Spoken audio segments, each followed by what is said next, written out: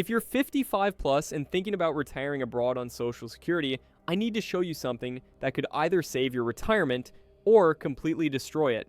These 10 islands look perfect on paper, but 3 of them will bankrupt you if you're not careful. Imagine you had just 24 hours to leave the United States because the cost of living finally broke your budget. Where would you actually go?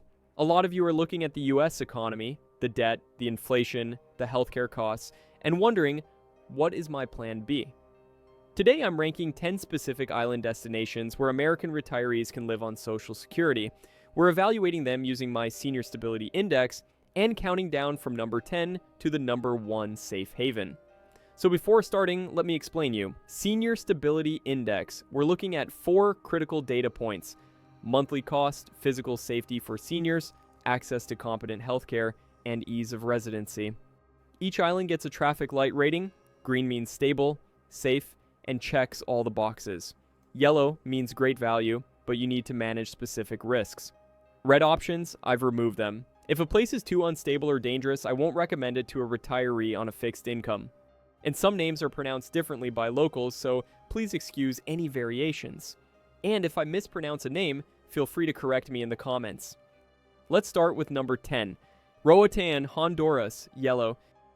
When you first look at photos of Roatan, you're thinking, this is it. It's a Caribbean paradise off the coast of Honduras, surrounded by the second largest barrier reef in the world.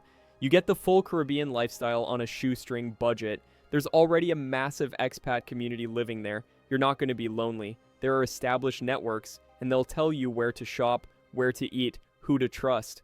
Many retirees live comfortably in Roatan for $2,000 to $2,500 a month. That covers rent, utilities, groceries, and a reasonably social lifestyle. But there's a catch you need to think about if you have health concerns. Roatan gets a yellow light, and the primary reason is infrastructure and medical isolation. The power grid is unreliable, blackouts are common.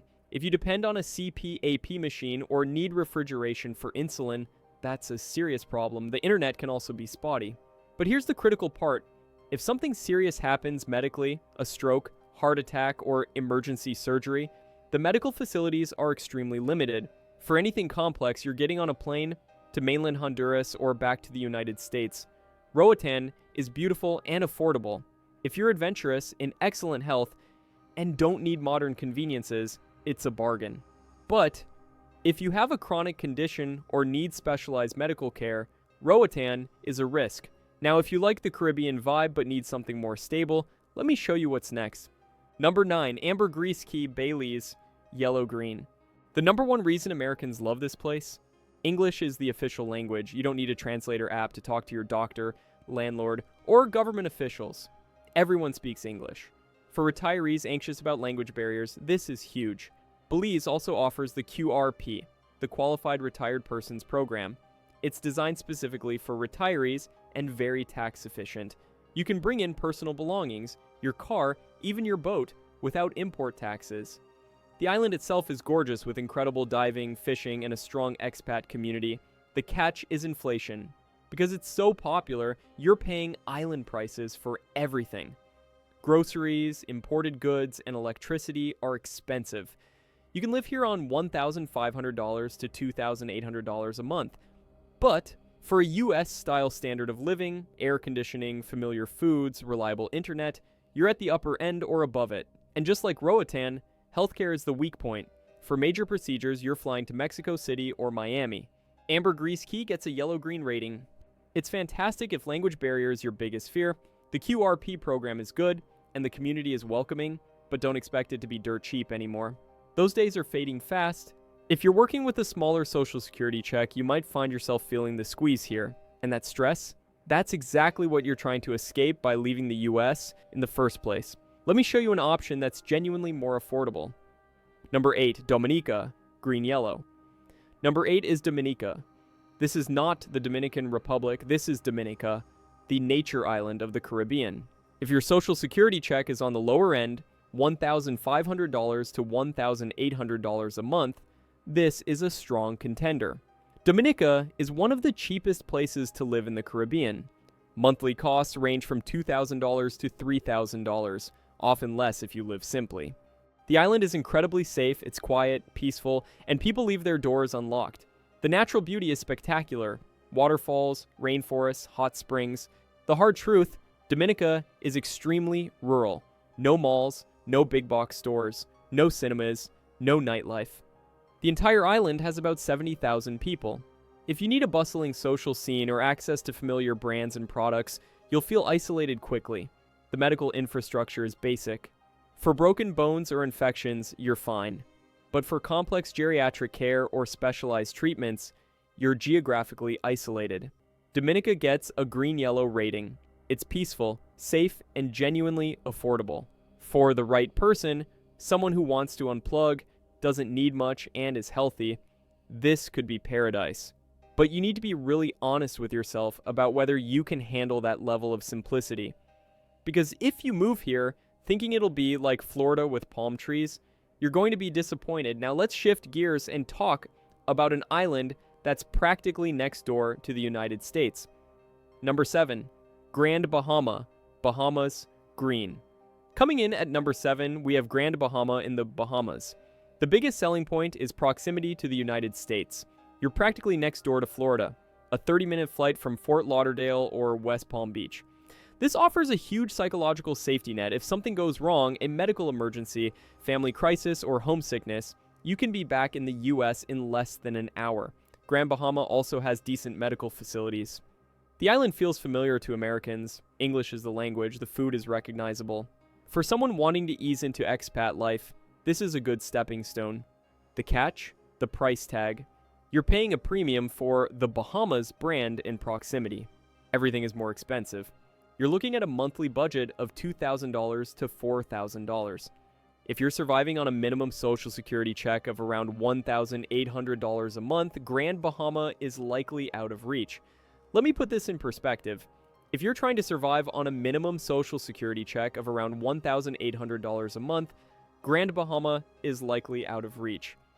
You'd be stretching every dollar, stressing about money, cutting corners. And here's the irony. You move to an island to reduce stress, not add more of it.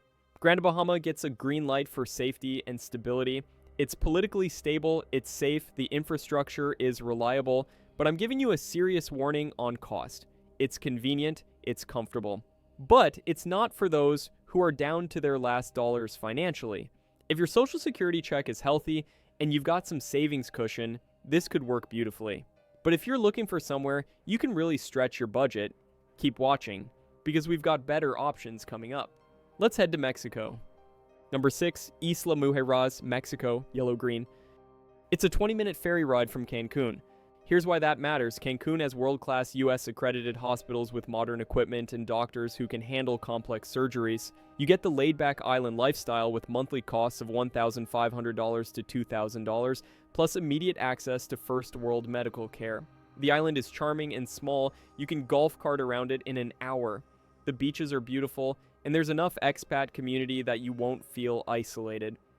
Plus, authentic Mexican food. You're living in a heavily touristed zone. During high season, November through April, the island is packed with tourists. Prices for rentals spike, restaurants get crowded, it can get noisy. If you're living there full time, you can work around this. You rent during off-season when prices drop. You also need to be comfortable with Mexico's broader security headlines. Isla Mujeres itself is generally safe, but Mexico is a big country. You're living in a heavily touristed zone. During high season, roughly November through April, the island is absolutely packed with tourists. Day trippers come over from Cancun by the boatload. Prices for short-term rentals spike during those months. Restaurants get crowded. The beaches fill up. It can get noisy. Now, if you're living there full-time, you can work around this. You rent during the off-season when prices drop. You know which beaches the tourists don't go to. You adjust. But you need to know what you're signing up for. You also need to be comfortable with Mexico's broader security headlines. Now, let me be clear, Isla Mujeres itself is generally very safe. The local economy depends on tourism, so there's a strong incentive to keep it peaceful. But Mexico is a big country, and not everywhere is equally safe. You need to stay informed and use common sense. I'm giving Isla Mujeres a yellow-green rating. It's arguably one of the best balances of island vibes and serious healthcare access that you're going to find anywhere at this price point. If you can tolerate the tourist crowds for a few months of the year, And if you're comfortable navigating life in Mexico, this is a really solid option. But if you want something a little bigger, with more year-round infrastructure, let me show you another Mexican option. Number 5. Cozumel, Mexico, yellow-green. Staying in Mexico, number 5 is Cozumel. Cozumel is larger than Isla Mujeres with a more established year-round expat community. There are established support networks, English-speaking doctors and dentists, and Facebook groups sharing information about everything. English is spoken everywhere that matters. You can survive without Spanish, though learning basics will help. You've got decent medical clinics on the island, plus mainland backup. Costs are $1,500 to $2,000 a month. The diving is world famous. The food scene is excellent. The hard truth, cruise ships. Cozumel is one of the busiest cruise ports in the world. You might have 3, 4, sometimes 5 massive ships docked daily. When ships are in port, downtown is flooded, streets are packed, tourist zone restaurant prices are inflated. If you live there full time, you learn to avoid downtown when ships are in. But if you're dreaming of quiet, hidden paradise, this isn't it. You're also dealing with Yucatan heat and humidity year-round, which can be brutal as we age. Now, here's the thing. If you live there full time, you learn to avoid downtown when the ships are in. You know which restaurants the cruise passengers don't find. You adjust your schedule. But if you're someone who's dreaming of a quiet, hidden gem where you can walk to a peaceful beach every morning, this isn't it. This is a working cruise port that happens to have a nice expat community. You're also dealing with the heat and humidity of the Yucatan, which can be brutal, especially in summer. And as we age, extreme heat becomes harder to tolerate. Cozumel gets a yellow-green rating from me. It's an established, easy transition for Americans. The expat community is strong, the healthcare access is good, and the cost of living is reasonable. But it's crowded, it's touristy. And if you're looking for untouched paradise, you're about 20 years too late. However, if you're practical, if you can adapt to the tourist rhythms, and if you value having a solid support network of other expats, Cozumel could work really well for you. Now let's do something interesting. Let's leave the Caribbean entirely and cross the Atlantic. Number 4, Crete, Greece, green. Number 4 takes us to Crete, the largest island in Greece. This is where we see a real jump in the Senior Stability Index. Crete is different. It's a full-size society. This isn't a tiny island relying on ferries and imports. Crete has universities, major hospitals, real cities, agriculture, and manufacturing. A couple can live well for under $2,000 a month, renting a nice apartment, eating at tavernas regularly, enjoying local wine. The food is another massive selling point.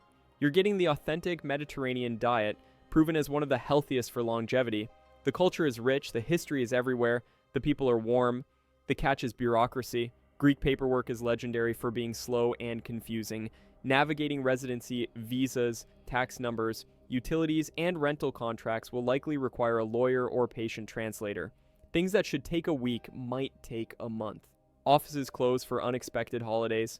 The language barrier is real once you leave tourist areas. Daily life becomes easier if you learn basic Greek. Greece's banking and tax systems can be complex for foreigners. Despite those challenges, Crete gets a solid green light from me. The value is exceptional, it's very safe, the healthcare quality is good, and it offers a genuinely rich cultural life that goes way beyond what you'd find on a small Caribbean island.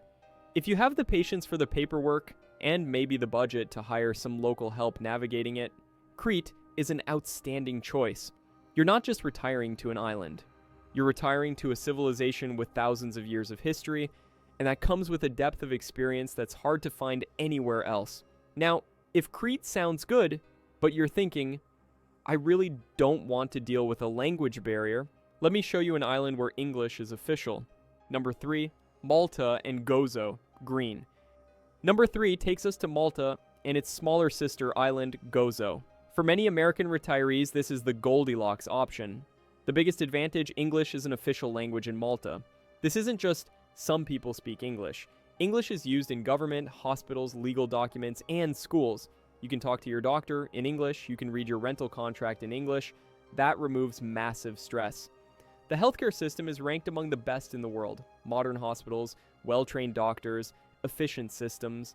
Malta is an EU member, bringing political and economic stability.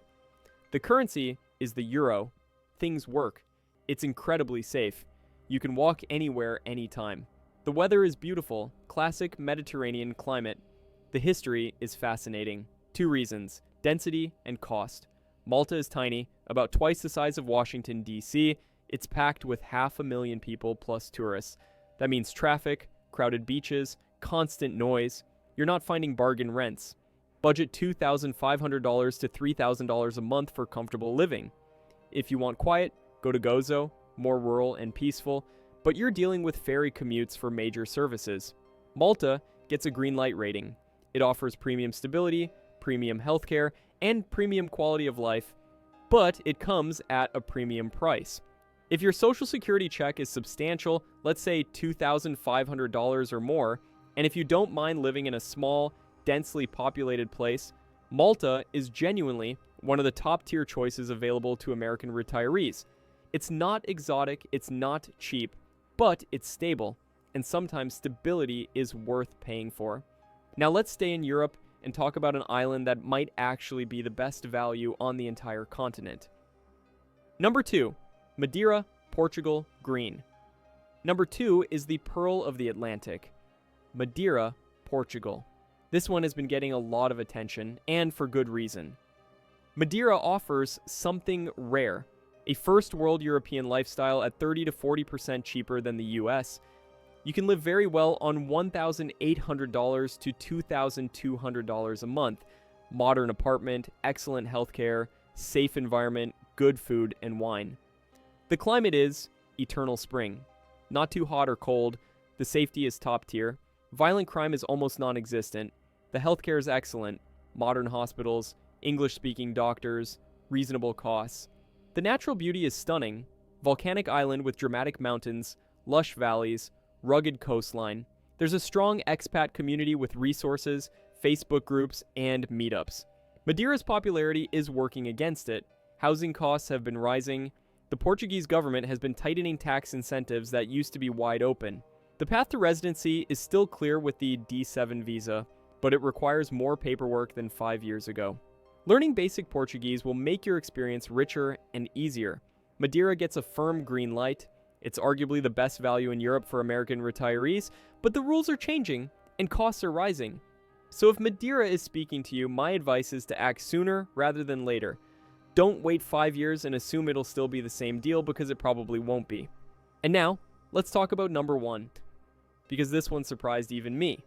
Number 1, Penang, Malaysia, green. I know what you're thinking. Malaysia, that's the other side of the world. You're right, but when you look at the data, safety, healthcare, cost, Penang comes out on top. You can live luxuriously on under $1,800 a month. I mean living well. Modern condo, air conditioning, eating out regularly, taking taxis, having a social life. For someone watching every penny in the US, that financial freedom is life-changing. Healthcare is where Malaysia really shines. Penang has world-class hospitals designed for medical tourism, American and UK trained doctors, latest technology, English-speaking staff, internationally accredited. You can get same-day MRIs, see specialists without waiting months, all at a fraction of US costs. Safety: Malaysia and Penang are very safe. You can walk at night, take public transportation without worry. The expat community is massive. Thousands of Western retirees, social clubs, Facebook groups, meetups. The food is incredible and cheap. Malaysia has the MM2H visa for retirees, allowing long-term stays. The catch is distance. You're 20 to 24 hours from the US. If seeing grandkids regularly is non-negotiable, this won't work. The 12-hour time difference is challenging. There's cultural adjustment. Malaysia is multicultural, and you're not in Kansas anymore. Climate is tropical, heat and humidity year-round. But here's the bottom line, and this is why Penang is number 1. If you're looking strictly at the data, safety, healthcare quality, financial survival on social security, Penang has the best overall package. It's the greenest light on the map. The cost-to-quality ratio is unbeatable.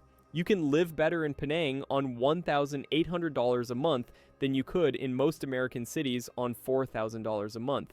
The healthcare is world-class. The safety is excellent. The infrastructure works. And you're part of a large, established expat community. But, and this is critical, it only works if you can handle the distance from the US. If you can make peace with long flights, If you're okay with seeing family once or twice a year instead of monthly, if you're adaptable and open to a different culture, then Penang offers you something truly special. Financial security and quality of life that most American retirees can only dream about. So here's what you need to understand. You have a choice to make.